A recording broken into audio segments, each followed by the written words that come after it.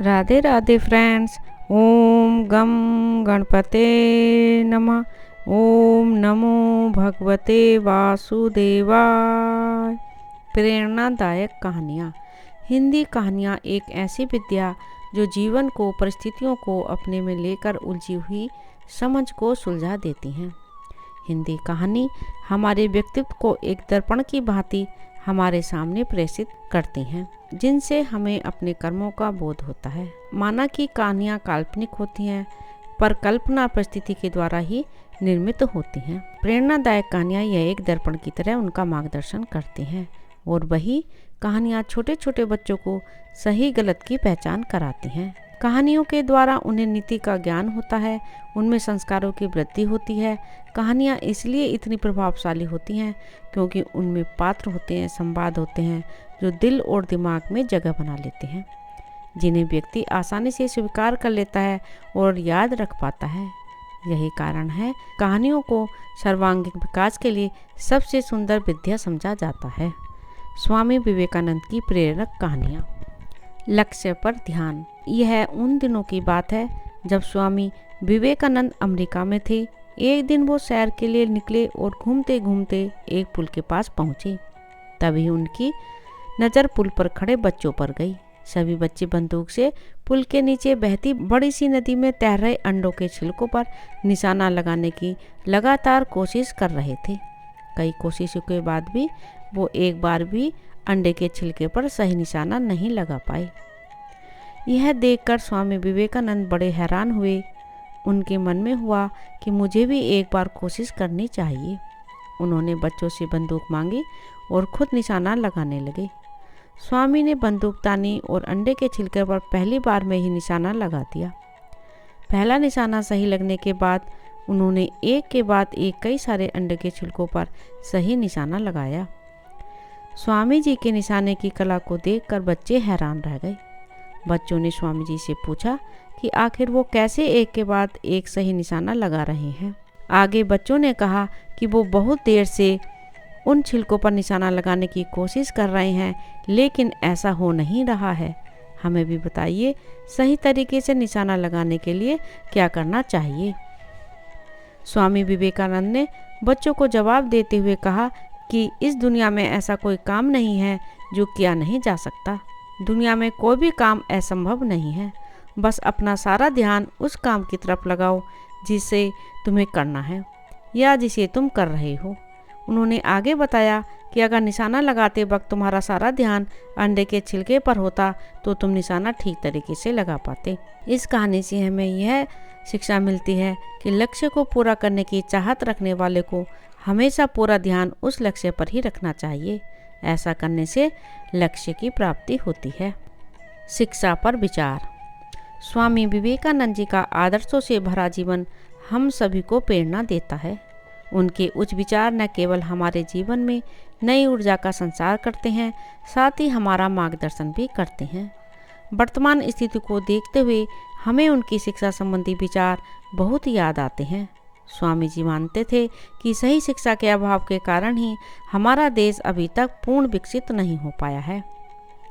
स्वामी जी चाहते थे कि शिक्षा प्रणाली ऐसी हो जो युवाओं के चरित्र का निर्माण करे, उनको जीवन संघर्ष के लिए तैयार करे। उनका मानना था कि सिर्फ किताबें पढ़ना शिक्षा नहीं है, बल्कि उनसे ज्ञान प्राप्त करना और उस ज्ञान को प्रयोग जीवन में करना वास्तविक शिक्षा है। स्वामी जी के मत अनुसार वर्तमान शिक्षा प्रणाली से सिर्फ मजदूर तैयार हो रहे हैं, जबकि वे चाहते थे कि शिक्षा ऐसी हो जिससे बच्चे आत्मनिर्भर बने और कमाई के साधन स्वयं तैयार करें। स्वामी जी की शिक्षा पर कुछ मुख्य विचार इस प्रकार हैं। बच्चों की शिक्षा ऐसी होनी चाहिए जिससे उनका शारीरिक, मानसिक और आत्मिक विकास हो। शिक्षा बच्चों की बुद्धि का विकास कर उन्हें आत्मनिर्भर बनाने वाली होना चाहिए।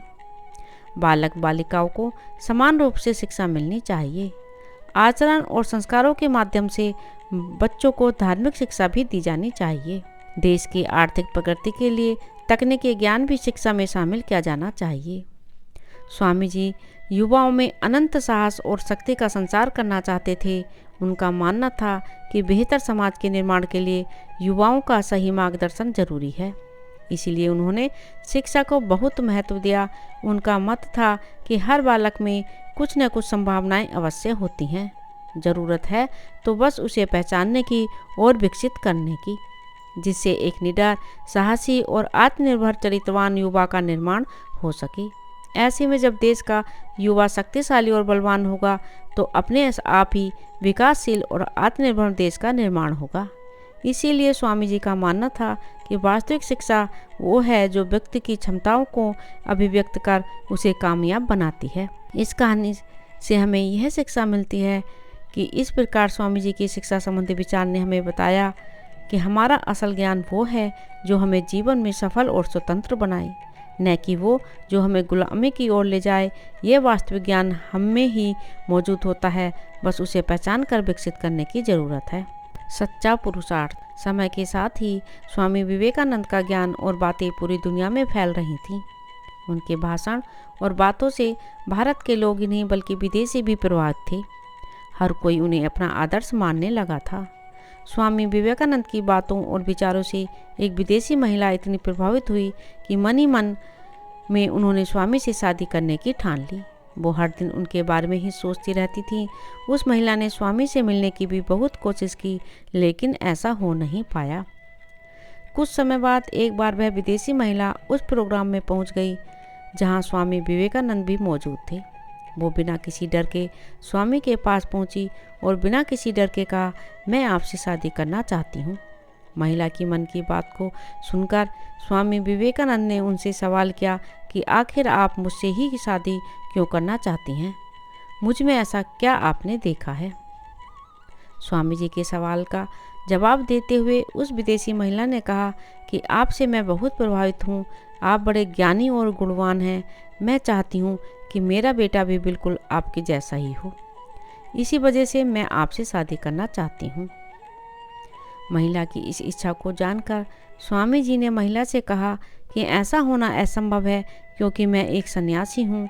फिर उन्होंने आगे कहा कि भले ही मैं आपसे शादी नहीं कर सकता, लेकिन आपकी इच्छा को पूरा कर सकता हूँ। महिला ने स्वामी जी से पूछा कि वो कैसे होगा। स्वामी विवेकानंद ने कहा कि आप मुझे ही अपना बेटा मान लीजिए और मैं आपको माँ मान लेता हूँ। ऐसा करने से आपको मेरा जैसा ही बेटा मिल जाएगा। स्वामी विवेकानंद की बातों को सुनते ही महिला उनके पैरों पर गिर गई। उसने आगे कहा कि आप सचमुच बहुत बुद्धिमान हैं, मुझे आप पर गर्व है। ऐसा करके स्वामी विवेकानंद ने खुद को अच्छा पुरुष साबित किया और सच्चे पुरुषार्थ का उदाहरण दिया।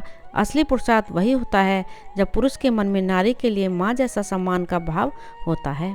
हमें इस कहानी से यही शिक्षा मिलती है कि हर पुरुष को महिला को सम्मान के भाव से देखना चाहिए। ऐसा माना भी गया है कि जहाँ महिला का सम्मान होता है वहाँ देवता का वास होता है। सत्य का साथ। स्वामी विवेकानंद बचपन से ही बुद्धिमान छात्र थे। उनके तेज दिमाग और प्रभावशाली बातों की वजह से सभी उनकी तरफ खींचे चले जाते थे। एक दिन स्कूल में भी स्वामी विवेकानंद अपनी दोस्तों से बातें कर रहे थे। बातों ही बातों में स्वामी उन सबको एक कहानी सुनाने लगे। उनके दोस्तों को कहानी अच्छी लग रही थी, इसलिए सभी ध्यान से सुन रहे थे। विवेकानंद कहानी सुनाने में और उनके दोस्त उसे सुनने में इतना खो गए कि किसी को भी पता ही नहीं चला कि कब मास्टर जी क्लास में आ गए। मास्टर जी ने क्लास में आते ही बच्चों को पढ़ाना शुरू कर दिया। आगे बैठे बच्चे उन्हें ध्यान से सुन रहे थे कि कुछ ही देर में मास्टर जी के कानों तक विवेकानंद की हल्की आवाज़ पहुंची। उन्होंने ऊंची आवाज़ में पूछा कि कक्षा में कौन बातें कर रहा है। वहां मौजूद अन्य छात्रों ने विवेकानंद और उनके दोस्तों की ओर इशारा कर दिया। यह जानकर टीचर को गुस्सा आया। उन्होंने उन सभी को अपने पास बुलाया और पूछा कि मैं अभी क्या पढ़ा रहा था। कुछ सेकंड तक किसी से कोई जवाब न मिलने पर उन्होंने हर बच्चे की तरफ देखते हुए सवाल पूछा। सबने अपनी नज़रें झुका लीं। तभी टीचर विवेकानंद के पास पहुंचे और कहा कि क्या तुम्हें पता है कि मैं क्या पढ़ा रहा था? उन्होंने मास्टर जी को सही जवाब दे दिया। तब टीचर को लगा कि इन सब बच्चों में से सिर्फ विवेकानंद ही ध्यान से पढ़ रहे थे, दूसरे बच्चे नहीं। यह सोचते ही मास्टर जी ने स्वामी जी के अलावा अन्य छात्रों को अपने अपने बेंच पर खड़े होने की सज़ा दे दी। सभी ने टीचर की बात मान ली और बेंच पर खड़े हो गए। कुछ ही देर में स्वामी विवेकानंद भी अपनी सीट पर जाकर बेंच पर खड़े हो गए। स्वामी जी को बेंच पर खड़ा देखकर मास्टर जी ने कहा कि मैंने तुम्हें सजा नहीं दी है, तुम बैठ जाओ। नज़र झुकाते हुए विवेकानंद जी ने कहा, सर, मैंने ही इन छात्रों को बातों में लगा रखा था, गलती मेरी है। सज़ा न मिलने पर भी स्वामी विवेकानंद द्वारा सच बोलने पर सभी छात्र काफ़ी प्रभावित हुए।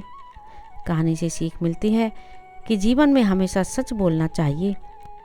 डर का सामना। हर किसी को ज़िंदगी में एक ऐसा पल ज़रूर आता है जब उसे किसी न किसी वजह से डर लगने लगता है। इस डर का सामना करने के लिए जानना जरूरी है स्वामी विवेकानंद जी का एक किस्सा। एक दिन की बात है, स्वामी विवेकानंद मंदिर में दर्शन करने के बाद प्रसाद लेकर बाहर निकले। कुछ देर आगे चलने के बाद स्वामी जी के घर के रास्ते में उन्हें कुछ बंदरों ने घेर लिया। स्वामी थोड़ा आगे बढ़ते और वो बंदर उन्हें काटने को आते। काफ़ी देर तक स्वामी विवेकानंद ने आगे जाने की कोशिश की, लेकिन वो ऐसा न कर पाए। आखिर में स्वामी विवेकानंद वहाँ से वापस मंदिर की ओर लौटने लगे।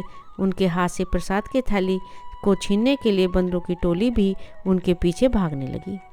स्वामी डर गए और वो भी डर के मारे दौड़ने लगे। दूर से मंदिर के पास बैठा एक बूढ़ा सन्यासी सब कुछ देख रहा था। उसने स्वामी को भागने से रोका और कहा, बंदरों से डरने की ज़रूरत नहीं है, तुम इस डर का सामना करो और फिर देखो क्या होता है। स्वामी विवेकानंद सन्यासी की बात सुनकर वहाँ ठहरे और बंदरों की तरफ मुड़ गए। अपनी तरफ तेजी से बंदरों को आता देखकर स्वामी जी भी उनकी तरफ उतनी ही तेजी से बढ़ने लगे। बंदरों ने जैसे ही विवेकानंद जी को अपनी तरफ आता देखा तो वो डर कर भागने लग गए। अब बंदर आगे आगे भाग रहे थे और स्वामी जी बंदरों के पीछे पीछे। कुछ ही देर में सभी बंदर उनके रास्ते से हट गए। इस तरह स्वामी विवेकानंद जी ने अपने डर पर जीत हासिल की। फिर वो लौटकर उसी सन्यासी के पास गए और उनको इतनी बड़ी बात सिखाने के लिए धन्यवाद कहा। हमें इस कहानी से यह शिक्षा मिलती है, कोई भी चीज़ डर के कारण तब तक बनी रहती है जब तक हम उनसे डरते हैं। इसी वजह से डरने की जगह उसका सामना करना चाहिए। ऐसा करने से डर भाग जाता है। राधे राधे। ओम नमो भगवते वासुदेवाय।